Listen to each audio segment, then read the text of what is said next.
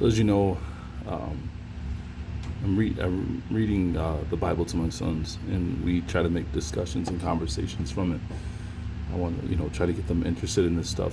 So at a young age, so like the verse says, raise up a child in the way he should go, so when he is old, he does not depart from it. So just trying to put the roots there, in their heritage, and this was something that we got off into looking into. It was more so because even though I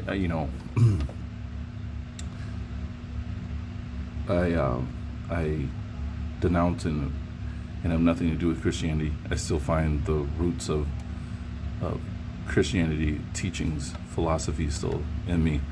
That when I came across, when we read this, I was expecting pyramids in it, and it wasn't pyramids. So verse 11 is what I'm talking about here. Let's see here. Oh, well, nope, don't want all that. Just want verse 11. Ah, come on.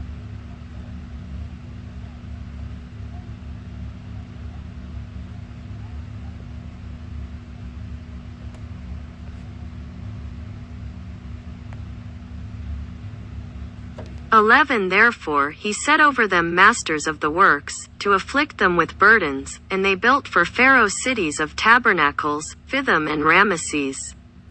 See, if you read this whole chapter, there won't be a thing in there that speaks about building, what do they call their pyramids? Which I mean, I know that this has been brought up in discussions before, but it just still, I was thinking it was going to say pyramids, and it wasn't. It was cities to the Pharaoh's tabernacles. I was talking to Vince about this, and had to look up tabernacles. Come to find out, their definitions of tabernacles are considered movable objects. Let's see here. Hold on, well, a little etymology. Here we go. So we're not even getting a Hebrew word, we're getting a Latin word, so we're going to have to find the Mid Hebrew word. 13c. Portable sanctuary carried by the Israelites in the wilderness, from Old French tabernacle, the Jewish tabernacle, tent, canopy, tomb, monument 12c.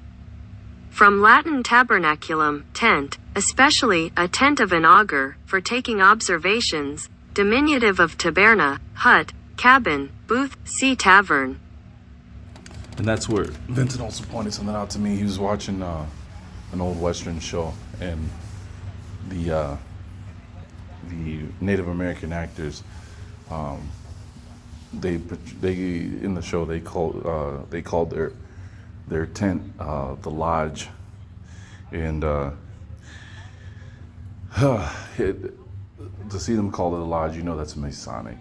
And I think it's interesting, the other thing for their tabernacle from Latin, they're saying tabernacle is a tent or a hut, a cabin, a lodge. I added lodge,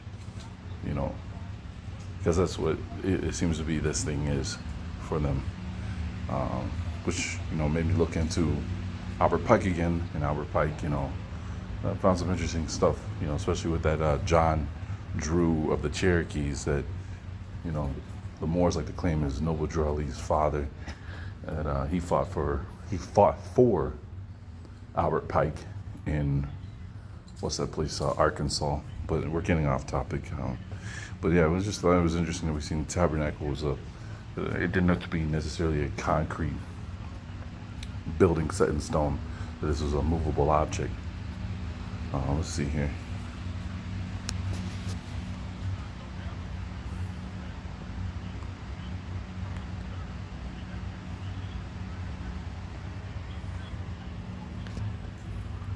Late 13c. Wine shop, later public house, mid 15c. From Old French tavern, mid 13c. Shed made of boards, booth, stall, also tavern, inn, from Latin taberna, shop, inn. Tavern, originally, hut, shed, rude dwelling, possibly, Klein, by dissimilation from asterisk traberna, from trabs, genitive trabes, beam. Timber, from pi asterisk treb, dwelling, source also of Lithuanian troba, a building. Old Welsh treb, house, dwelling. Welsh tref, a dwelling. Irish treb, residence. Old English orp, village, hamlet. Farm, estate. If so, the original meaning probably was wooden shed. Okay, okay, so let's see here. What's the Jewish origin? Because wooden shed doesn't really give you much. They're building a tabernacle, but that's a wooden shed. Okay.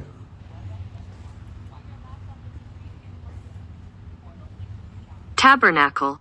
By Executive Committee of the Editorial Board. Eduard Koenig. Table of Contents Parts. Size. Holy place. Name. Age and origin. Symbolic meaning. The portable tent-like structure that served the Israelites as a sanctuary during their wanderings in the wilderness and in the early period of their life in Palestine.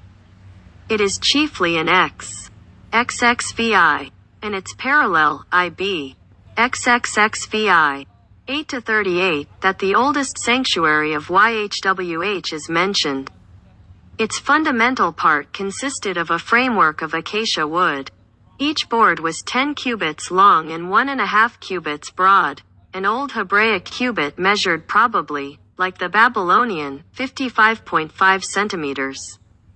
The north and south sides each contained 20 such boards, IB. XXVI, 18, 20. The western side consisted of 6 similar boards, IB. Verse 22, with the addition of 2 more which were to join the western with the northern and southern sides, respectively. In a manner rather obscurely described, IB. Verses 23-25. These 48 boards were fixed in silver sockets, 2 to each board, bimeans of hands, yudot, i.e., tenons. And they were kept from falling apart by 5 crossbars on a side, IB. Verses 26-28. The eastern side remained open. Isn't that interesting too? The eastern side of this remains open, and you think about it when it comes to the stuff we read about, the festival with death. The northern side of what they had stayed open, and then you have what's those people down? Oh man, the Mongolians in Mongolia, right? And they tell you the south, don't build your house with the door facing south because evil comes out of the south. So let's get back. And this guy here, I thought this was interesting because I've never heard his name mentioned in anything.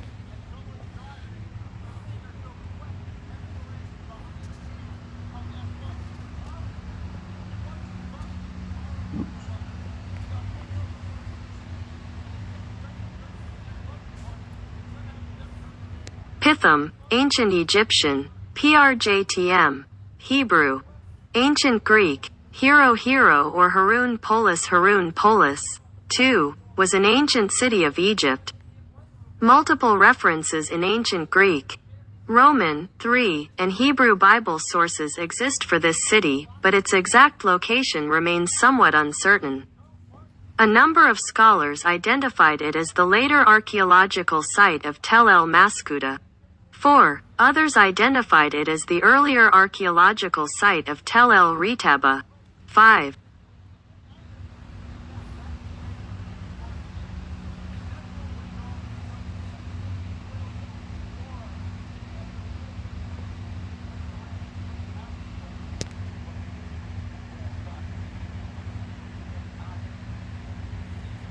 This name comes from Hebrew Pithom, which was taken from the late Egyptian name Pi Adam, from earlier Par Atama, House of Adam.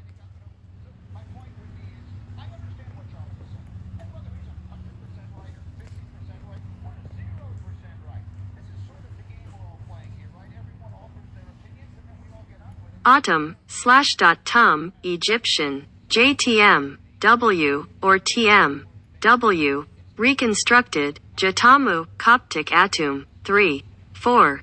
Sometimes rendered as Atem or Tem, is an important deity in Egyptian mythology. Why?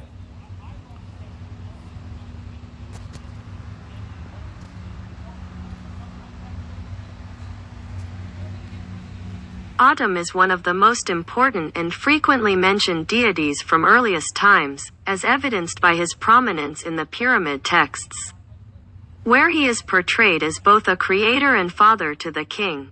5. Several writings contradict how Atum was brought into existence. Some state Atum was created by himself by saying his name, while others argue he came out from a blue lotus flower or an egg. 6. A blue lotus flower. Okay. Okay. That is interesting. I wasn't expecting that. Atum was a self-created deity, the first being to emerge from the darkness and endless watery abyss that existed before creation. A product of the energy and matter contained in this chaos. He created his children, the first deities, out of loneliness. He produced from his own sneeze, or in some accounts, semen, Shu, the god of air, and Tefnut, the goddess of moisture. The brother and sister, curious about the primeval waters that surrounded them, went to explore the waters and disappeared into the darkness. Unable to bear his loss, Atum sent a fiery messenger, the Eye of Ra, to find his children. The tears of joy he shed upon their return were the first human beings. 18.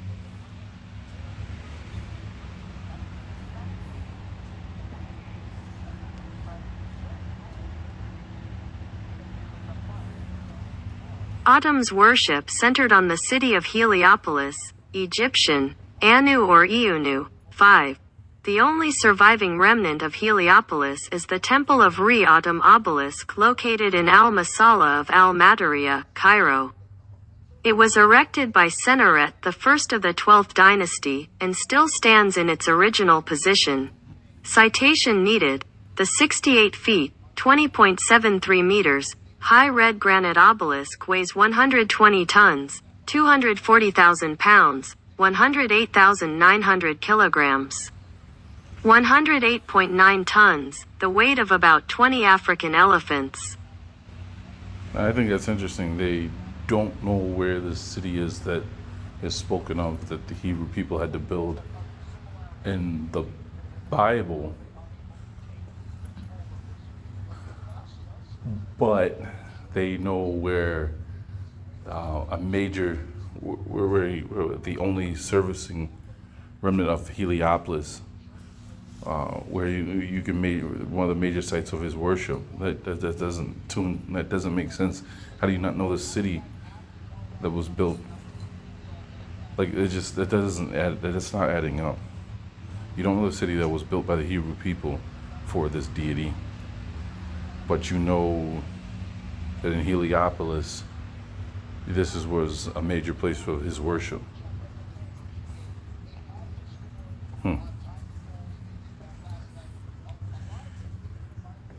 And that leaves another problem too, like with his whole creation story, that he's the creator deity, right? He came out of the water of the abyss, right? The first being to emerge from the darkness and the endless water abyss. Well, who created the endless darkness, and who created the darkness and the watery abyss? So he can't be the creator God, because something created you get it.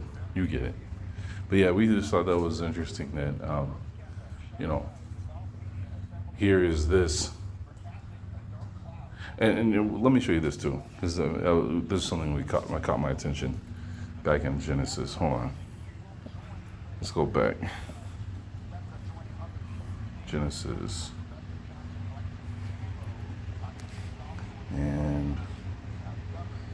Genesis.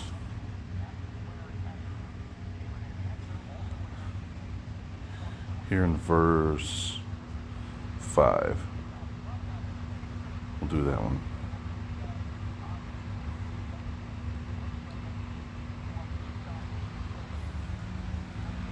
"5 For my father made me swear to him, saying, Behold, I die. Thou shalt bury me in my sepulchre which I have digged for myself in the land of Canaan. So I will go up and bury my father, and return." No. That's the wrong translation because it says Canaan. That's not what I'm looking for. What I'm looking for is... There we go. Let's start with 5 again. Oop.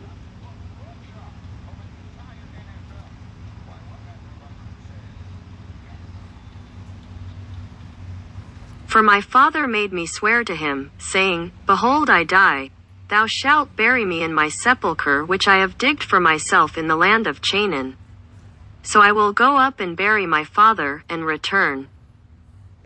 So the land of Canaan, what is above the land of Egypt?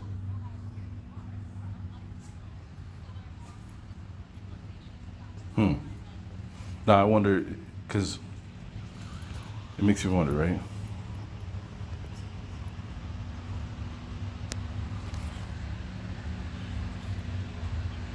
Let's see. World maps.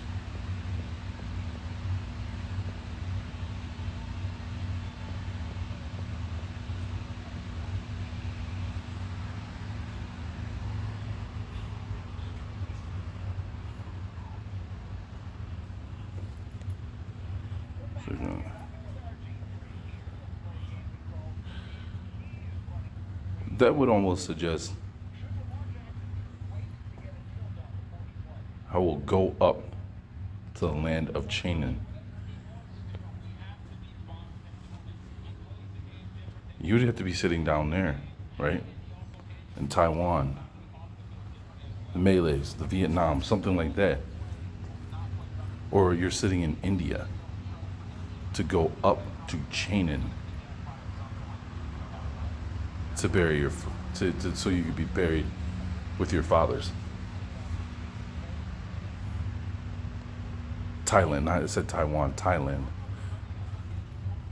Just saying, just saying. Yeah, because like you would have to, like, even if like you would have to go up. Yeah. Because it wouldn't make sense if the maps were flipped like they said it was, like they say they are, right? If the map was flipped, then you would be sitting in Russia, and you're leaving Russia to go up to China. But it's saying, no, it's saying you're going up from there, up from India, up from Thailand, up from Vietnam. So, well, I hope that there was something interesting. I just thought it was interesting, and I just wanted to share it.